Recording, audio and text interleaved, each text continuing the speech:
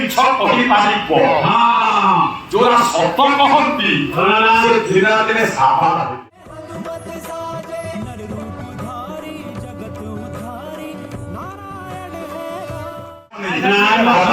ଭାଗବତ କହିଲା ବୁଦ୍ଧ୍ୟାର୍ଥେ ପ୍ରାଣ ସଂକଟେ କଣ କଲେ ବୁଦ୍ଧ୍ୟାର୍ଥେ ପ୍ରାଣ ସଂକଟେ ବୃତ୍ତି ଅର୍ଥରେ ପ୍ରାଣ ସଂକଟରେ ବୃତ୍ତି 5ରେ କିଣିଥିବ ଏଟେ ଯଦି କଣ ମୁଁ 15ରେ କିଣିଛି ଏଟା ଚଳିବ ସେଟା ମିଛରେ ଯିବନି ତମକୁ ଆଜିବା ଫ୍ରି ମିଳିଗଲା ବାବା ସଦା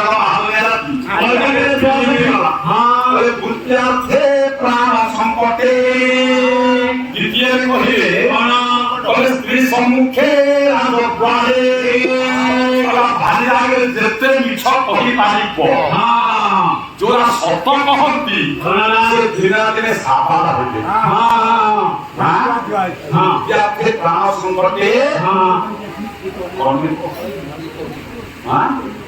ତାରିଗଲା ବୁଦ୍ଧ୍ୟାର୍ଥେ ପ୍ରାଣ ସମୟରେ ମକରା ଆମରାକୁ ଘୋଷିକି ରଖିଥା ବୁଦ୍ଧ୍ୟାର୍ଥେ ପ୍ରାଣ ସଂକଟେ ଯୋଉଠି ଅସୁବିଧା ପଡିଥିବ କିଏ ବାଣିବାକୁ ରଖିଥିବ ମାଛିର କାଳେ ବାଣି ଦବ ସେ ବାଟ ବୁଲିକି ଯିବ କିନ୍ତୁ କାହା ଆଗରେ କହିବାନି କୋଉ ବାଟେ ଯାଉଛି ଶକୁଣ୍ଡ ଭିତରେ ପ୍ରାଣ ସଂକଟେ ବୁଦ୍ଧ୍ୟାର୍ଥେ ବେପାରରେ ମିଛ କହିବ ପ୍ରାଣ ସଂକଟ ମଧ୍ୟରେ ମିଛ କହି ମୁକ୍ତି ପାଇଛି।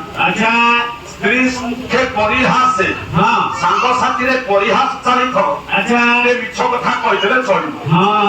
ସ୍ତ୍ରୀ ସମ୍ମୁଖରେ ଯେତେ ମିଛ କଥା କହିପାରିବ ରାଜତ୍ୱରେ ସ୍ତ୍ରୀ ସମ୍ମୁଖେ ପରିହାସେ ରାଜତ୍ୱରେ ପରୋପକାରେ ପର ଉପକାର ପାଇଁ ଯଦି ମିଛ କଥା କହିବାକୁ ପଡେ ସେଇଟା କର୍ତ୍ତବ୍ୟ ନୁହେଁ।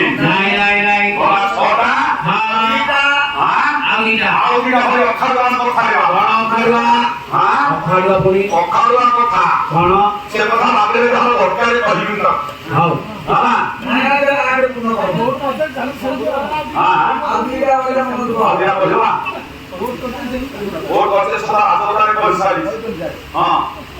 ବହୁତ ପ୍ରକାରରେ ମିଛ କହିଲେ ଚଳିବ କଥା ବୁଝନ୍ତୁ।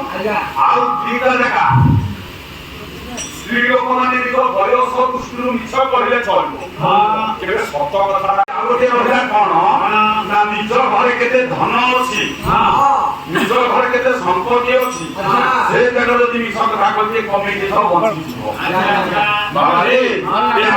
ଜାଗାରେ ମିଛ କଥା କହି